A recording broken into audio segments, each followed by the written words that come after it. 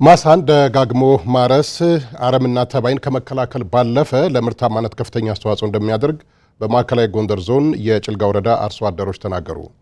በዞኑ በመኸር ከሚታረሰው 508,000 ሄክታር መሬት ውስጥ 405,000 ሄክታር በአንደኛ ዙር እርሻ መሸፈኑን የማዕከላዊ ጎንደር ዞን ግብርና መምሪያ ገልጿል። አዲስ አለማየሁ ተጨማሪ አለው። አርሶ አደር ጨቁላ አያሌውና አርሶ አደር ስመኘው ደምሴ በማዕከላዊ ጎንደር ዞን በጭልጋ ወረዳ የሰርጥያ ዋርካ የቀበሌ አርሶ አደሮች ናቸው። አርሶ አደሮቹ ማሳቸው የመኸር እርሻ ወቅቱ ሳያልፍ መሬታቸውን በማለስለስ ላይ አግኝተናቸዋል። ምርትና ምርታማነትን ለመጨመርም በመኸር ማሳቸውን ማለስለስ ያለውን ጠቀሜታ ያነሳሉ። በሁለተኛው ብንዘራው ሰርዶች ይዳፈናሉ። ይህን አረሞች ያፈናቸዋል፣ አረሞች ይውጣቸዋል። በሶስተኛውና በአራተኛው ስንዘራ አረሞች ይቀንሳሉ። እንደራሴ ያው ይሄ አራተኛዬ ነው። ያው ኑሬ የምዘራው ይሄ በቀሎ አሁንም ወደ ዘር ዝግጁ ሆነናል። ማሳ በጊዜው ጥሩ ነው ሲለሰልስ ምርት ይሰጣል። ማዳበሪያውም ይዋህዳል፣ ካረምም ይቀንሳል። አንዳንድ ተባዮችን የመግደል ባህሪ ያሳያል።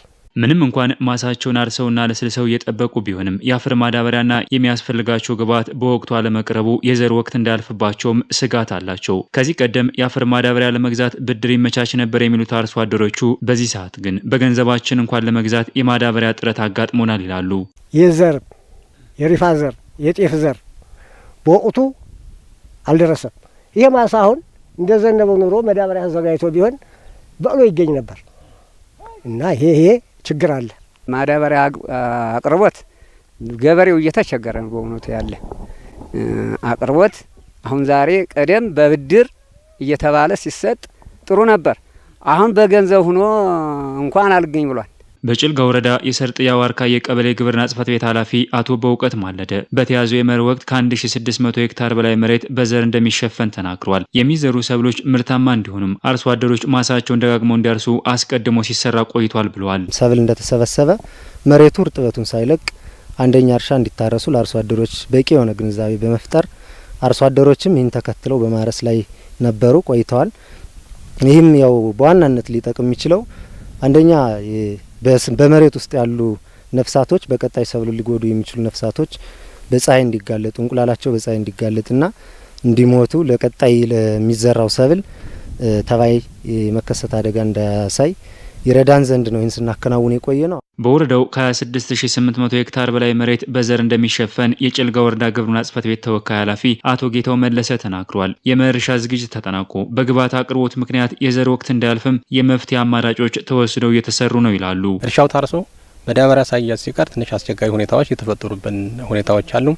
ነገር ግን ለእነዚህ ደግሞ እሱ ቢያንስም ምናልባትም ለማዳበሪያ ይተካል ብለን ኮምፖስት በከፍተኛ ደረጃ ያመረትንበት ወደ 280,000 የሚሆን ሜትር ኪዩብ የተዘጋጀበት አለ።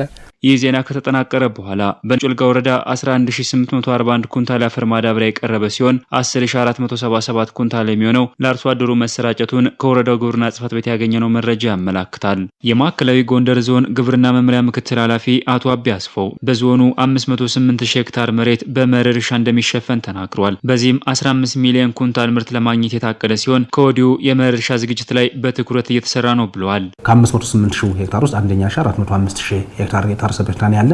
ሁለተኛ እርሻ ከ7% በላይ እርሻ የታረሰበት ሁኔታ ነው ያለ።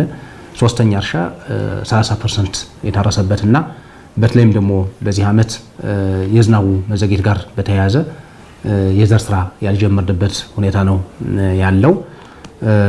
ከዚህ በተጨማሪም በተለይም ደግሞ ምርትና ምርታማነትን ለመጨመር ክላስተር መሰረት ያደረገ አሰራርን እየተከተልን ያለበት ሁኔታ ነው ያለ።